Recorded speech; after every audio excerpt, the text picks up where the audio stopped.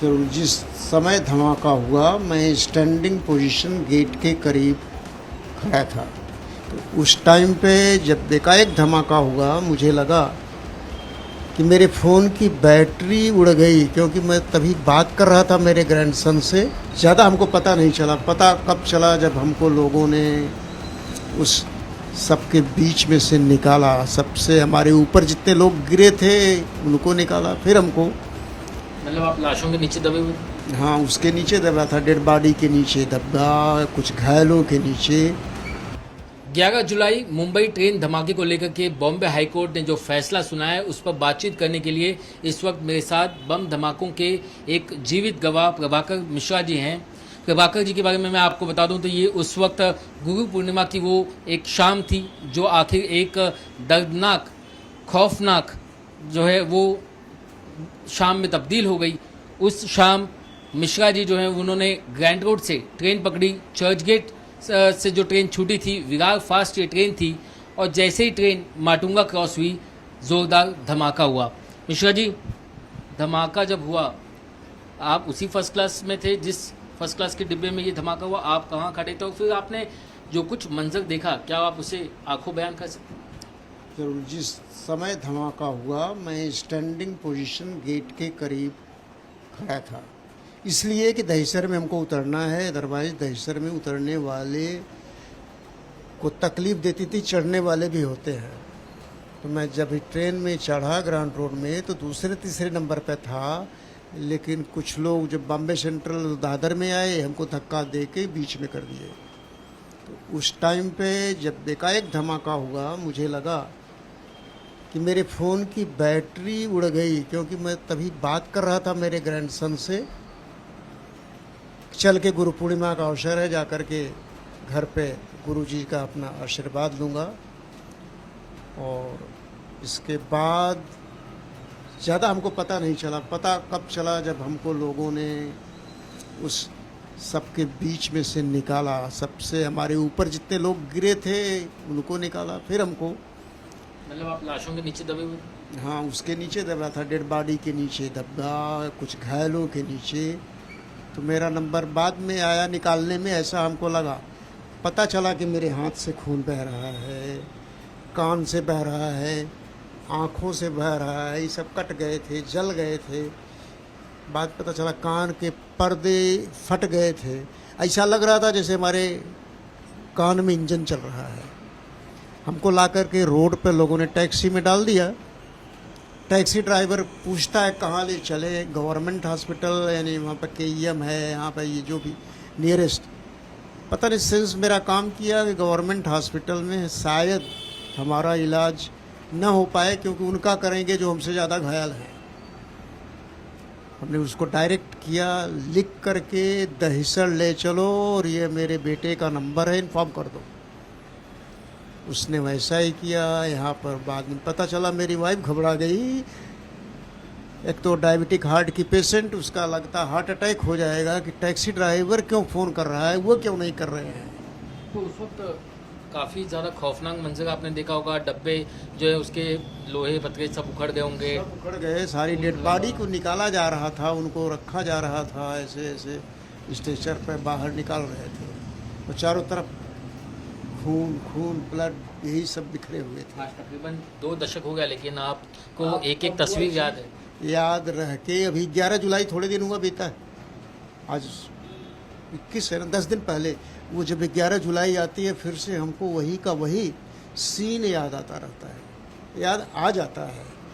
उससे तकलीफ़ और बढ़ जाती है। कई नींदें आपकी उड़ गई होंगी कि आप भूले नहीं उस मंजर? बिल्कुल नहीं भूला हूँ। और थोड़ा अभी ये फैसला जान कर के कैसा आया, कुछ और तकलीफ़ बढ़ गई। अब पता नहीं ये फैसला आया कैसे आया, किसकी कमी से आया, कहाँ से आरोपी पकड़े नहीं गए, पकड़े गए सही नहीं पकड़े गए, और उनको साक्ष्य के अभाव में छोड़ दिया गया।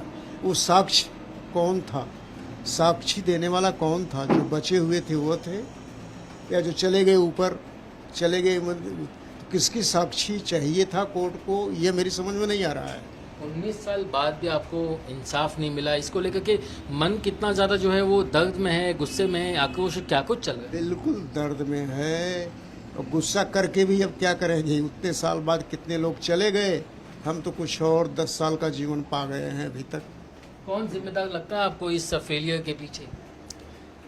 तंत्र ही जिम्मेदार लगता है, चाहे जो भी तंत्र कहें, चाहे सरकारी तंत्र कहें, चाहे जो भी है, या चाहे बहुत बड़े बड़े जो नामी वकील हैं जो उनकी पैरवी करते हैं, एडवोकेट हैं, कि वो ऐसे ऐसे अपराधियों को छुड़ा लेने की क्षमता रखते हैं। अदालत ने साफ हो कहा, जाती है। अदालत ने कहा कि सबूतों का अभाव है, सबूत पर्याप्त नहीं है, कहीं जांच एजेंसी की भी लापरवाही आपको दिख रहा है? बिल्कुल जांच एजेंसी की ही तो परवाह है, वो उसको पकड़ नहीं पाए जांच एजेंसी, सबूत नहीं जुटा पाई, साक्ष्य नहीं जुटा पाई। क्यों नहीं जुटा पाई? उनको भी किसी तरह का ब्राइब या कुछ घूस जाए भी हो, कैसे भी मना दिया गया होगा। और जो लीगल एडवाइज़र लोग हैं, जो लोग हैं, वो तो देखता हूँ, सुनता हूँ, बड़े बड़े अपराधी छूट जा रहे हैं। ये आप जैसे सैकड़ों और इसमें विक्टिम्स हैं जिन्हें इंसाफ की उम्मीद थी, आज ये जो फैसला आया है कहीं जिसकी भी लापरवाही, कहीं ना कहीं आप लोगों के साथ एक भद्दा मजाक आप मानते हैं? बिल्कुल बिल्कुल मजाक ही तो मानते हैं, जब कुछ हुआ ही नहीं, उनकी समझ से कुछ नहीं हुआ। उनकी समझ से जब सब लोग छूट गए तो वही अपराधी या तो रियल जो हैं उनको पकड़ा जाए, या अदरवाइज ये जो किए हैं करेंगे, फिर से करेंगे, और कर रहे हैं। उसके बाद भी तो कई ब्लास्ट हुआ।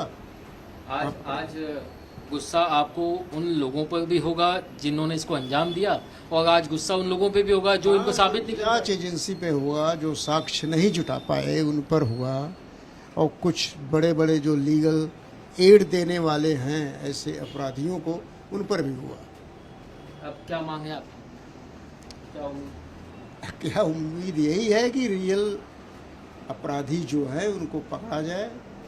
अगर ये भी पता किया जाए किस तरह से फंडिंग हो करके जो कोई साक्ष्य के लिए कोशिश किया होगा, या जिस किसी लीगल एडवाइज़र ने उनकी हेल्प किया होगा, उनको भी सज़ा मिलनी चाहिए। जब ये फैसले की जानकारी सामने आई तो आपका और आपके परिवार का क्या रिएक्शन था? कि सभी का इतना ही दुख था, सभी को इतना ही गुस्सा आया? बिल्कुल सभी को तो आएगा ही कि इतना करने के बाद भी ये हुआ है। जो अभी तो सीनियर सिटीजन करके कर सकते हैं, अभी तकलीफ़ और बढ़ गई है, जो और कुछ मिलना चाहिए था। और उसके अभाव में प्राइवेट कोचिंग भी बंद हो गई थी, अभी तो और बंद हो गई। और हमारा प्राइवेट इंस्टीट्यूशन था, गवर्नमेंट एडेड नहीं था, तो उसकी पेंशन भी नाम मात्र की है, 1000-1500 की। इंसाफ अब तक नहीं मिलने का काफ़ी दुख है। बहुत ज़्यादा दुख है, बहुत दुख है सर। हमसे बातचीत करने के लिए बहुत बहुत शुक्रिया। तो यहाँ पर प्रभाकर मिश्रा बता गए कि दुख तो उन लोगों के लेकर के भी है जिन्होंने इस हमले को अंजाम दिया, और दुख इस बात का भी है कि जांच एजेंसियां जो है उन्होंने कहीं ना कहीं लापरवाही बरती और वो सबूत इकट्ठा नहीं कर पाए ताकि इनके जैसे सैकड़ों लोगों को वो इंसाफ दिला पाएं। और गुस्सा सरकार के खिलाफ भी है जो हमेशा इनके पीछे तो खड़ी गई, लेकिन इस केस को मजबूती से इसके अंजाम तक पहुँचाने में कहीं ना कहीं नाकामयाब रही।